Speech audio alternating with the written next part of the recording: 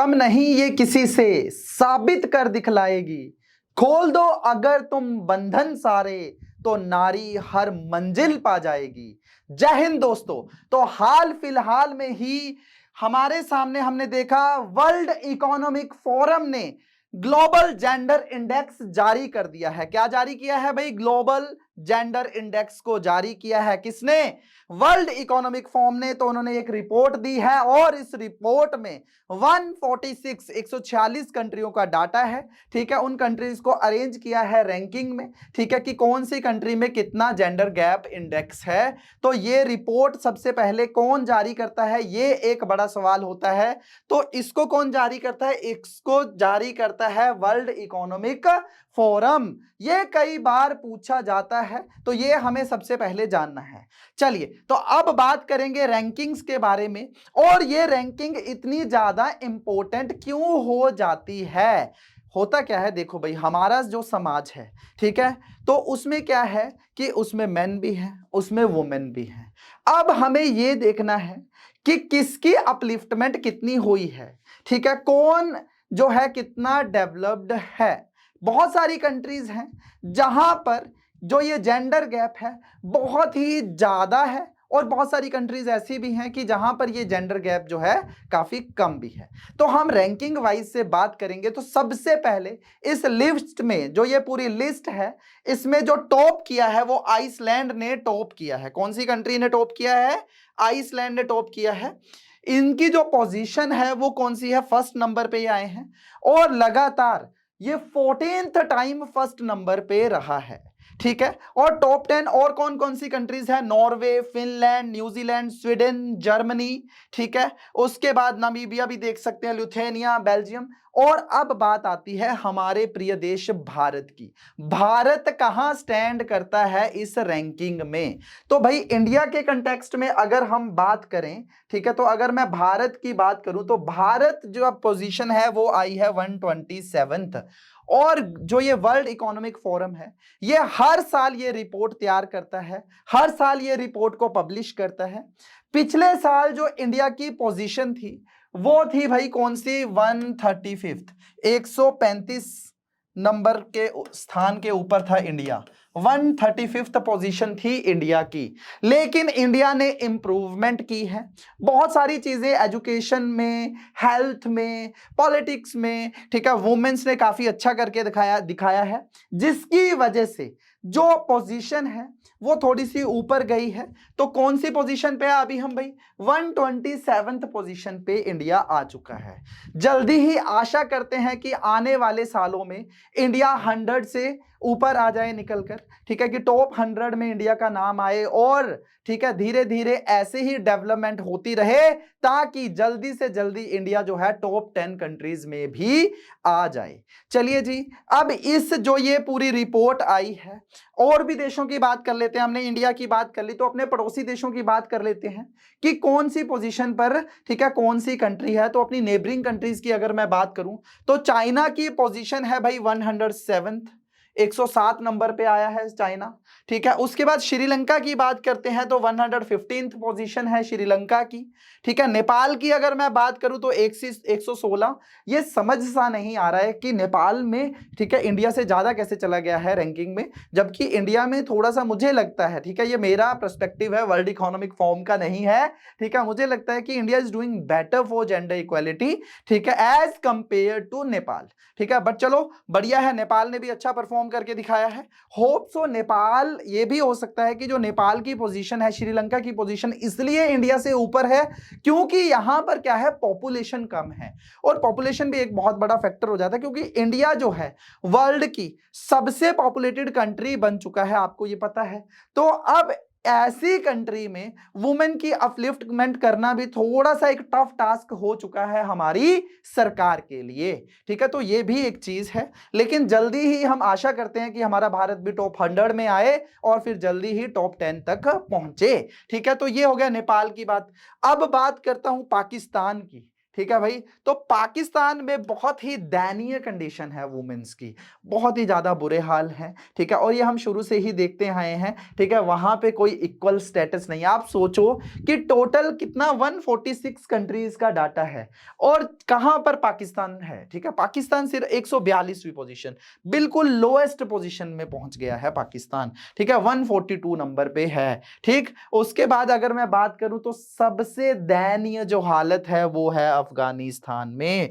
अफगानिस्तान को भाई बहुत ज्यादा इंप्रूव करना है, सबसे लास्ट पोजीशन आई है अफगानिस्तान की इस रैंकिंग में। तो आप अंदाजा लगा सकते हैं कि वुमेन्स की कैसी कंडीशन होगी, कितनी पाबंदियां होंगी वहां पर वुमेन के ऊपर, ठीक है। वुमेन के ऊपर आप ये चीज सोचिए कि उनको क्या है, एजुकेशनल राइट्स नहीं होंगे, वो क्या है, अकेले में बाहर नहीं निकल सकती। बहुत सारी कंट्रीज तो ऐसी भी हैं, आपको देखना अफगानिस्तान में तो ऐसा भी है कहीं कहीं पे लो कि जो वुमेन है, ठीक है, without any male member they can not go outside their houses, ठीक है। अपने घर से बाहर नहीं निकल सकती किसी मेल मेंबर के बिना। और सोचो वहां पे ये है कि अगर मेल मेंबर कोई छोटा भी है ना, कोई छोटा बच्चा, जैसे फॉर एग्जांपल कोई 10-15 साल का बच्चा भी है, ठीक है, तो उसके साथ वुमेन को निकलने देंगे, ठीक है, उसकी मदर को या उसकी सिस्टर को उसके साथ बाहर निकलने देंगे, अकेली नहीं जा सकती भाई। ये कहां का कानून है? तो सोचो इतनी दयनीय हालत है अफगानिस्तान में, ठीक है। और एजुकेशन तो भाई तुम भूल ही जाओ, नाइटमेयर हो गया ये तो, ठीक है। तो ये चीज है, क्लियर है। तो आपको मैंने बता दिया, ठीक है, बिल्कुल लोएस्ट में आ जाता है अफगानिस्तान, इंडिया की पोजीशन 127। तो यहां पर एक इंपॉर्टेंट क्वेश्चन ये भी बन सकता है, अगर मान लो जो बच्चे एग्जामिनेशन पॉइंट ऑफ व्यू से इस वीडियो को देख रहे हैं तो उनके लिए एक बहुत इंपॉर्टेंट क्वेश्चन बनता है कि इंडिया की रीसेंट पोजीशन कौन सी है और पहले कितनी थी और कितने पॉइंट से इंडिया आगे बढ़ा है। तो ठीक है भाई, यहां पर कितना है भाई, इंडिया ने 8 प्लेसेस को रिप्लेस करके अभी ऊपर आया है। तो ये सिंपल सी बात है, यहां पर ये हो जाता है। आगे देखते हैं। अब यहां पर हम आगे इंडिया के पर्सपेक्टिव में थोड़ी सी और डिटेल में बात करते हैं इस रिपोर्ट में और क्या क्या चीजें यहां पर बोली गई। तो यहां पर अगर हम देखें तो women globally have to wait for 131 years to achieve gender parity. कहते जो महिलाएं हैं उनको 131 साल वेट करना होगा। अगर ऐसे जिस तरह से ये डेवलपमेंट हो रही है उस तरह से बोलते हैं वुमेन्स को, ठीक है, जो वुमेन है, जो नारी है, उसको कितने साल, 131 साल वेट करना होगा। किस चीज के लिए? जब इक्वल पोजीशन आ जाएगी उनकी मेन के साथ में, ठीक है। तो पुरुषों और महिलाओं को इक्वल एक स्टेटस पे खड़े करने के लिए कितने साल लग जाएंगे? 131 साल लग जाएंगे, अगर यही डेवलपमेंट का दौर रहा, ठीक है। तो अब देखते हैं अगले साल और कितना इंप्रूव करती हैं बाकी कंट्रीज भी, ठीक है। बस ये एस्टिमेटेड प्रोजेक्शन है 131 साल। तो सोचो कि कितनी दयनीय कंडीशन है, अभी भी इतनी मॉडर्नाइजेशन होने के बावजूद भी वर्ल्ड में, ठीक है, वुमेन्स की कंडीशन अच्छी नहीं है। और ये शुरू से होता आया है वुमेन्स के साथ, ठीक है। उनको हर तरह का जो उनका मतलब कि हर तरह का उनको इमोशनल डैमेज, उनको हर चीज में उनको मतलब कि क्या है, परेशान किया जाता है, ठीक है। हर चीज में वो परेशानियों का सामना करते हैं, चाहे फिर वो मेंटली हो चाहे फिजिकली हो, ठीक है। आपने देखा होगा कि मतलब घर में वायलेंस हो जाती है, बाहर नहीं निकलने देते, रात को कहीं नहीं जा सकते, ठीक है। उसके बाद फिर आप देखोगे कि वर्क प्लेस पे जो वुमेन की कंडीशन है वो भी बहुत ज्यादा डाउन है, ठीक है। और वर्स्ट है, बहुत सारी कंट्रीज में तो बहुत ज्यादा वर्स्ट भी है। तो ये कल्चर धीरे धीरे बदलना होगा, ठीक है। इवन डेवलप्ड कंट्रीज भी जो हैं, ठीक है, उनकी कंडीशन भी सही नहीं है। आप देखो यूएसए कितना ज्यादा डेवलप है, ठीक है, लेकिन यूएसए का नाम भी टॉप 10 कंट्रीज में नहीं है। हमने टॉप 10 कंट्रीज देखी तो टॉप 10 कंट्रीज में यूएस का नाम भी नहीं है। तो इसका मतलब वहां पर भी बहुत ज्यादा इंप्रूवमेंट की जरूरत है। लेकिन चलिए हम अपने देश के हिसाब से बात करते हैं, इंडिया के हिसाब से बात करते हैं। तो सी वेयर इंडिया रैंक्स। तो इंडिया का क्या है, इंडिया का क्या स्टैंड है वो देखते हैं अब आगे। तो इतनी चीज समझ आई भाई, 131 साल लगेंगे वर्ल्ड इकोनॉमिक फोरम की रिपोर्ट के अकॉर्डिंगली, ठीक है, वुमेन और मेन के इक्वल आने में 131 साल लगेंगे, तो ये भी आपसे पूछा जा सकता है। ठीक है भाई, आगे चलते हैं। तो आगे ये कुछ प्रोजेक्शंस हैं, ठीक है, जो वर्ल्ड इकोनॉमिक फोरम ने अपनी रिपोर्ट में दी और सीएनबीसी जो न्यूज चैनल है उन्होंने भी दिखाया था। ठीक है, तो अभी इनकी इसके बारे में बात करते हैं। तो हाउ इक्वल आर वुमेन, अगर जेंडर पैरिटी के हिसाब से देखें, ठीक है, तो इंडिया में, इंडिया की बात हो रही है, अब इंडिया के कॉन्टेक्स्ट में बात करेंगे। ठीक है, तो इंडिया के कॉन्टेक्स्ट में अगर मैं बात करूं तो इकोनॉमी में, ठीक है, हमारी इकोनॉमी जो है इंडिया की, उसमें कितना परसेंट शेयर है, ठीक है, उसमें कितना परसेंट स्टेक है, जो वुमेन का कॉन्ट्रीब्यूशन कितना है, तो 36.7%। ठीक है, और उसके बाद अगर मैं बात करूं, ठीक है, पॉलिटिक्स में कितना इन्वॉल्वमेंट है, ठीक है, वुमेन का, तो वुमेन का इन्वॉल्वमेंट पॉलिटिक्स में 25.3%। ठीक है, लॉ मेकर्स में, ठीक है, लॉ मेकिंग जो प्रोसेस है उसमें कितना है, ठीक है, उसमें है भाई 15.1%। ठीक है, उसके बाद यहां पर हेल्थ सेक्टर में, हेल्थ सेक्टर में काफी ज्यादा बढ़िया कंट्रीब्यूशन है, 95% के आसपास है। तो हेल्थ सेक्टर में काफी ज्यादा इंप्रूवमेंट है, आपने देखा होगा हॉस्पिटल्स में, ठीक है, जो नर्सिस हैं, ठीक है, उसके बाद डॉक्टर्स हैं, ठीक है, असिस्टेंट्स हैं, ठीक, तो वहां पर काफी ज्यादा अच्छा रेशो है। ठीक है, तो हेल्थ सेक्टर में काफी ज्यादा इंप्रूव्ड हमारी पोजीशन है इंडिया की। ठीक है, बाकी अदर में तो अभी 50% से भी डाउन है, लेकिन बहुत ज्यादा इंप्रूवमेंट करने की जरूरत है, लेकिन हेल्थ सेक्टर काफी अच्छा है भाई, ये अप्रिशिएबल एक चीज है। क्लियर है, आगे चलते हैं।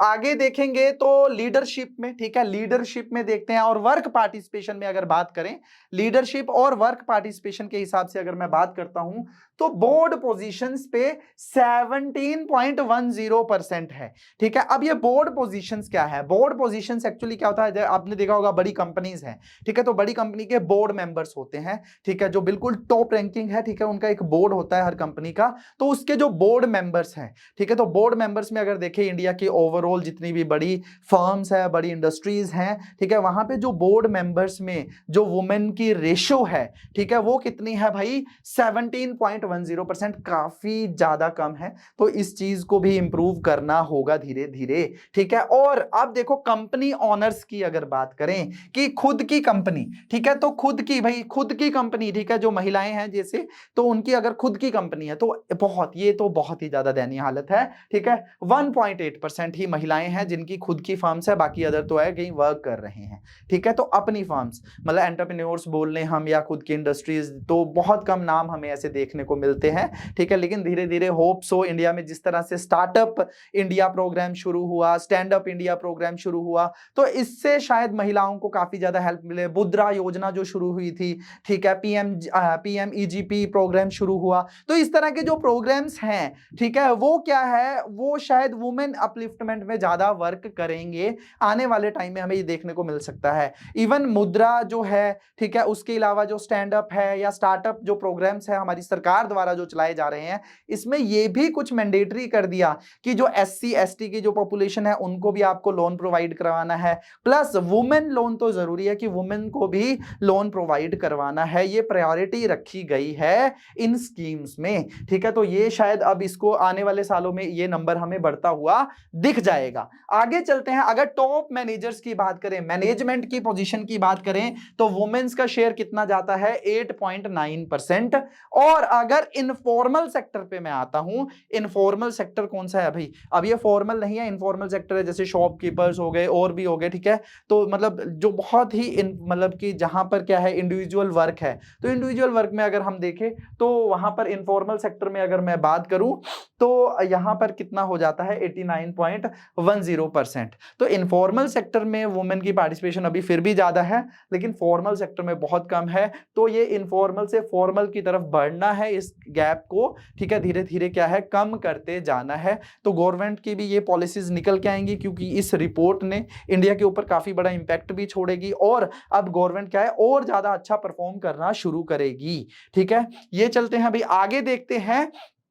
अगर हम देखें ओवरऑल वर्ल्ड के साथ इंडिया को कंपेयर करें, ठीक है, पूरे ग्लोबली, ठीक है, वर्ल्ड में जो ये मतलब टोटल 146 कंट्रीज में अगर इंडिया को कंपेयर करें तो इकोनॉमी में, ठीक है। इकोनॉमी में अगर वुमेन शेयर की बात करते हैं, ठीक है, तो इंडिया में जो वुमेन का स्टेटस है, ठीक है, तो पहले 2022 में 143 रैंक थी हमारी, अभी हमारी हो चुकी है 142। एडुकेशन में अगर देखा जाए तो पहले 107 थी, अब 26 आ चुकी है। ये एक बहुत बड़ी अचीवमेंट है इंडिया के लिए। ये मैं इस रिपोर्ट को जब पढ़ रहा था तो ये this was literally shocking for me, ठीक है, ये बहुत ज्यादा शॉकिंग थी मेरे लिए कि इंडिया ने वो जो एजुकेशन सेक्टर है उसमें भाई बहुत ही अच्छा करके दिखा दिया, ठीक है। तो पहले 107 थी और अभी क्या है 26 आ चुकी है, ठीक है। उसके बाद अगर पॉलिटिक्स में बात करें तो पहले 48 में, अब 59 तक पहुंच चुके हैं,